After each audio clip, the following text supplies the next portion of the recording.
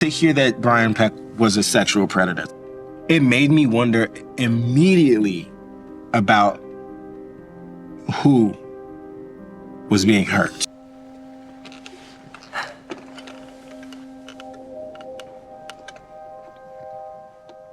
And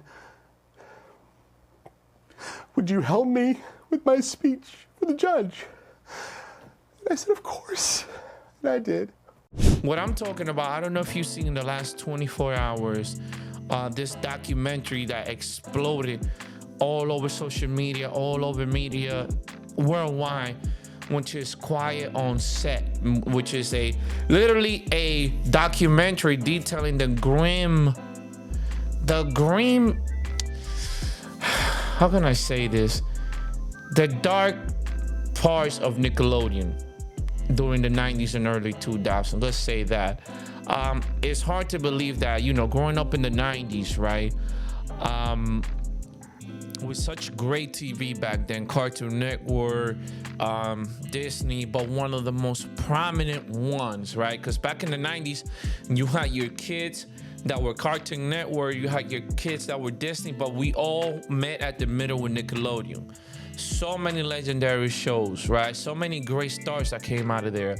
Drake Bell, Josh Peck, the iCarly girl, the legend Amanda Bynes, right? So many shows. All That, Kenan and Kel,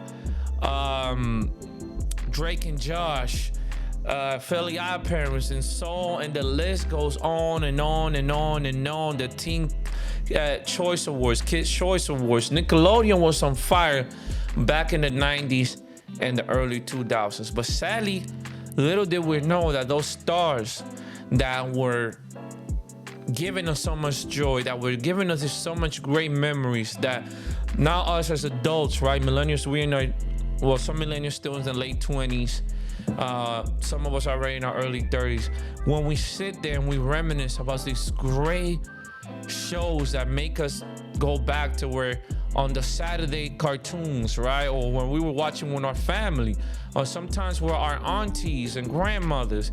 Little did we know that these stars that were bringing us so much joy were being abused behind the scenes, literally. And it's sad that it took 20, 30 years later for us to find out. And it's even sad that some of the parents were okay with this shit. The higher-ups were okay with this shit. And these kids had to suffer while adults gain everything. This is sad.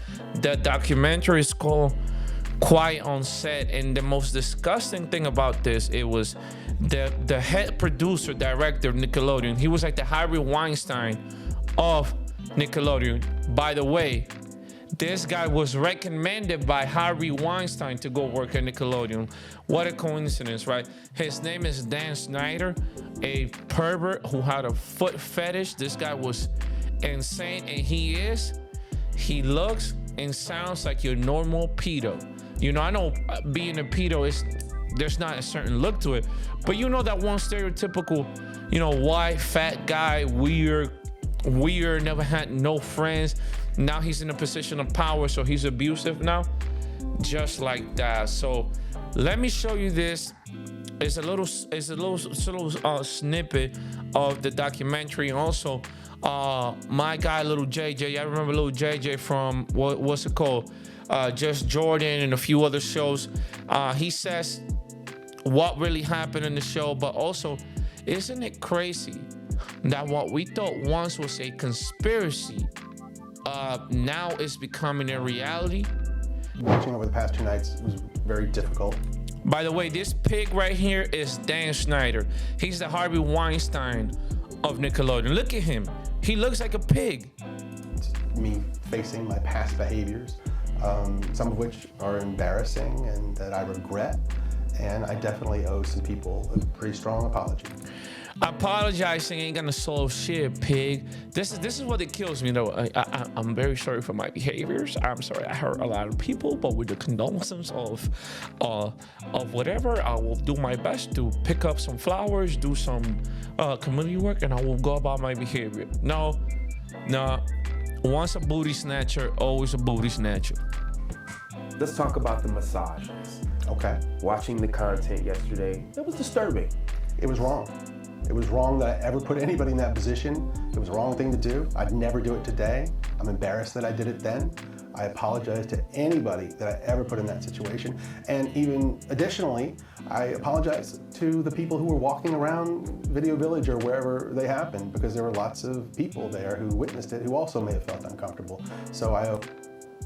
Let me fill it in real, guys. What he's saying by the footage is, like in a lot of Nickelodeon shows, like in the live action shows, like iCarly and a few others, there was a lot of scenes where like the kids were referring to the feet because this pig had a feet fetish. So like, and it was like these very subliminal things that kids at that age would not catch. But now that we are adults and we look back at that footage, we'll be like, wait a minute, this ain't right. So that's what he's referring to, along what he will make his assistants do to each other, which we'll get into that. I owe them an apology as well. Some people think that some of those jokes are inappropriate for children. What do you think of that? All these jokes that you're speaking of, that the show covered over the past 2 nights, every one of those jokes was written for a kid audience because kids thought they were funny and only funny, okay? Now, so a licking feet is funny for kids? we have some adults looking back at them 20 years later through their lens, and they're looking at them and they're saying, oh, you know, that's a funny for a kid show. And I have no problem with that. If that's how anyone feels, let's cut those jokes out of the show. Just like I would have done 20 years ago or 25 years ago. I cut it. I want my shows to be popular. I want everyone to like it. The more people who like the shows, the happier I am. Yeah. So if there's anything in a show that needs to be cut because it's upsetting somebody, let's cut it. So I think it's big for you to say with your What a pig. Why you didn't cut it back then? work, if it's viewed as that today, you don't have a problem. Cut it. Cut it. I mean, that's a solution. The last thing I want to ever do is put any content in a show that's going to upset my audience and make them want to turn off the TV. Why would I ever want to do that? I don't know if people know this, but Drake's mom, a lovely woman who I stay in contact with this day, she came to me at the time and she said, Dan, I'm not good with words like you are. And would you help me with my speech with the judge? Let me interject. He's playing victim, so Drake, he means not Drake the rapper, Drake Bell, the original Drake to me. What he's saying is Drake's dad confronted him about some weird shit, you know, fathers that actually protect their kids. Let me not get into that. So Drake's fathers came to him and was like, yo, I don't like how y'all playing with my son. Yeah, there's certain things that are happening that are making me uncomfortable. So you know what he did? He manipulated young Drake, at the time 14, 15 years old, to fire his dad as the manager, to hire the mom. So they went to court. They had a battle. So he was there manipulating, pulling strings from behind the scenes. And y'all know, when you go to court, a man versus a woman, 87% of the time, they're going to give the woman the custody. So now he has Drake and the mom. The mom is going to be, so she going to submit to him because she don't, oh, I don't want to ruin my kid's career. Y'all know how mom can be soft. If you're getting mad at what I'm saying, then it is what it is. So they know they can have the woman now, so they can manipulate the woman and the kid now. So he had Drake and the mom. That's where he won. And by the way, it broke my heart to find out that Drake Bell got abused by one of his assistants. It's called like the dialogue coach. Like, I guess those are the ones that help the actors rehearse their lines or their dialogue. You correct me if I'm wrong in that. But I just wanted to provide that context. Of course, I did. And he ended up going to prison and serving his time. And yeah, that was probably the darkest part of my career. And here's the kicker that I really don't get.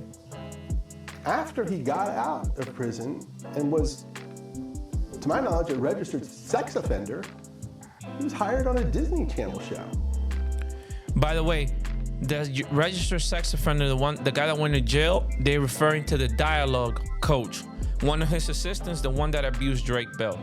So he went to jail, got on the list, and got hired by Disney. Shout out to Orlando Brown for exposing these Baphomets. I guess Orlando Brown wasn't crazy after all. I don't understand that. I never, I don't understand. Yeah, there's definitely things that I would do differently. One that I think would be really, really important is when you're hiring young actors, minors, to work in television, I would suggest that we have a licensed therapist there to oversee that process for the specific reason of making sure that those kids really wanted to do this job, that they really wanted to be on television.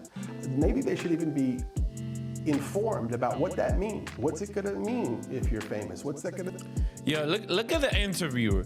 The interviewer's giving him the, I know you bullshitting, but this is my job, so I'm gonna keep going along with it. What's it mean on social media? What's it gonna mean within your family?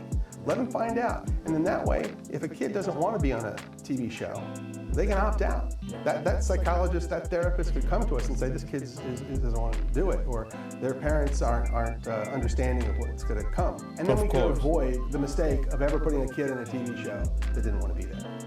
This is what a male Karen sounds like. I felt like I was looking at a Karen the whole time. Fake tears, bunch of gaslighting, passing blame to everyone else but himself. He's not a saint. He is not. He's a pig. He condoned this behavior. He partook in that behavior. But you know, since at the time the show business in Hollywood was being run by Harvey Weinstein, whatever his name is, and this was one of his disciples, he was covered. I don't know how he's still not in jail today, but that's crazy to me. And when he says, we're gonna have a licensed therapist there, and then we're gonna make sure that the kids want to be there, that sounded so like grooming and shit, because I'm pretty sure it's a licensed therapist paid by the company when you guys can have control, right? So it's all BS. I don't believe this guy. I'm gonna watch the entire Surviving, but it's called Quiet on Set, the documentary. I'm calling it Surviving Nickelodeon, Dan Schneider. That pig right there was Dan Schneider.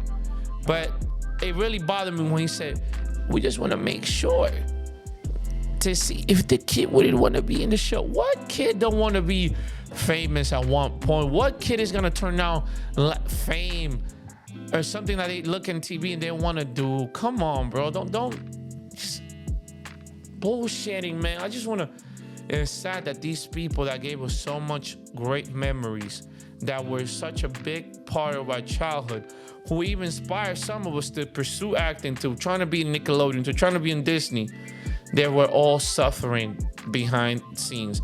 And most of all, Amanda Bynes, man, what they did to Amanda Bynes, I'm not gonna get into much to it, but man, I will pray for that young lady. Amanda Bynes was funny, talented, could sing. She was on the whole way up to take over everything, and look how she's doing right now. Amanda Bynes is worse than Britney Spears and all these child ancestors. So, as a parent, be careful what you want for your kids and what you put your kids into, because you don't know, you might be feeding them to the woods. But that's that on that topic.